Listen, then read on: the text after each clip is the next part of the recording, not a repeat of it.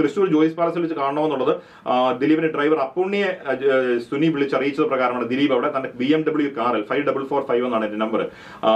ആ കാറിൽ അവിടെ കാത്തു കിടക്കുന്നു. ദിലീപ് അവിടെ ചെന്ന് ഇയാൾ കാറിനുള്ളിൽ കയറിയിരിക്കുന്നു. അവിടെ 10,000 രൂപ കൊടുക്കുന്നു. ഇങ്ങനെയാണ് പോലീസിന്റെ കേസ്. അന്ന് പൾസർ സുനിയുടെ മൊഴിയിലുണ്ട്. അവിടെ എത്തുമ്പോൾ അവിടുത്തെ വെഹിക്കിൾ രജിസ്റ്റർ എൻട്രി രജിസ്റ്ററിൽ പൾസർ സുനിയുടെ ബൈക്കിന്റെ രജിസ്ട്രേഷൻ നമ്പറും അയാളുടെ പേരും എഴുതി ഒപ്പിട്ടിരുന്നു പറയുന്നുണ്ട്. അപ്പോൾ അങ്ങനെയെല്ലാം ഇതിനെല്ലാം തെളിവുണ്ട് എന്നതിന്റെ അടിസ്ഥാനത്തിലാണ് പോലീസ് ഈ കേസ് ഇങ്ങനെ ഫ്രെയിം ചെയ്ത് കൊണ്ടുവരുന്നത്. പക്ഷെ കോടതിയിലെത്തി പോയി ചോദിക്കാൻ തുടങ്ങുമ്പോൾ തെളിവില്ല. അതായത് അവിടെ കോൾ റെക്കോർഡ്സ് ഉണ്ടെന്ന് പറയുന്നുണ്ട്.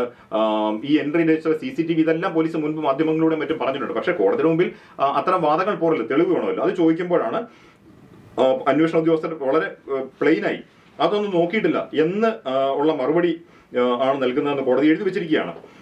അതായത് ഒരു വരി വായിക്കാം. 439 പേജിലാണ് പറയുന്നത്. The investigating officer replied that he came to know earlier that there was no such register. അങ്ങനെ ഒരു രജിസ്റ്റർ അവിടെ സൂക്ഷിക്കുന്നില്ല എന്നറിയാമായിരുന്നു എന്നാണ് അന്വേഷണ ഉദ്യോഗസ്ഥനെ ബൈജു പോലീസ് കോടതിയിൽ മൊഴി നൽകിയിരിക്കുന്നത്. പുറത്തെന്താണ് പറയുന്നത്? എല്ലാ കൃത്യമായ തെളിവുകൾ. ഞാൻ റിമാൻഡ് റിപ്പോർട്ടിൽ ഇതിനെക്കുറിച്ച് പറയുന്ന ഭാഗം കൂടി പറയാം. അബാദ് പ്ലാസയിൽ ഹോട്ടലിൽ വെച്ച് നടന്ന ഗൂഢാലോചനയ്ക്ക് ശേഷം 8/11/2016 തീയതി എറണാകുളം തോപ്പുംപടി സ്വിഫ്റ്റ് ജംഗ്ഷൻ, 13/11/2016 തീയതി തൃശൂർ കിണറ്റിങ്ങൽ ടെന്നീസ് ക്ലബ്ബ്, 14/11/2016 തീയതി തൊടുപുഴ ശാന്തിഗിരി കോളേജ് തുടങ്ങി ഇതേ ഷൂട്ടിംഗ് ലൊക്കേഷനുകളിൽ വെച്ചും തുടർ ഗൂഢാലോചന നടത്തിയിട്ടുള്ളതായും വെളിവാകുന്നുണ്ട്. മേൽപ്പറഞ്ഞ ലൊക്കേഷനുകളിലെല്ലാം തന്നെ 1ഉം 11ഉം പ്രതികൾ ഉണ്ടായിരുന്നതായി സാക്ഷിമൊഴികൾ, mobile tower locations, call data record എന്നിവ കൊണ്ട് വെളിവായിട്ടുള്ളതാണ്. കോടതി കൃത്യമായി ചോദിക്കുന്നുണ്ട്.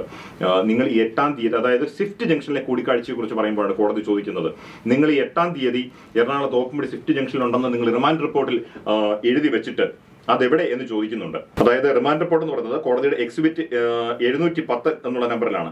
അപ്പോൾ കോടതി ചോദിക്കുന്നത് pointed out here and before it is stated that in exhibit 710 that tower locations and CDR are available to show the presence of accused number 1 and 8 at Swift Junction on 8/11/2016. What happened to those records are not explained by the prosecution. അന്ന് remand report ഉണ്ടെന്ന് നിങ്ങൾ അന്ന് പറഞ്ഞതെല്ലാം പിന്നീട് അതിന് എന്ത് സംഭവിച്ചു എന്ന് ഇതുവരെയും പറഞ്ഞിട്ടില്ല എന്നാണ് കോടതി പറയുന്നത്, വിധിന്യായത്തിൽ പറയുന്നത്. 517 പേജിലാണ് ഇത് കൃത്യമായി പറയുന്നത്.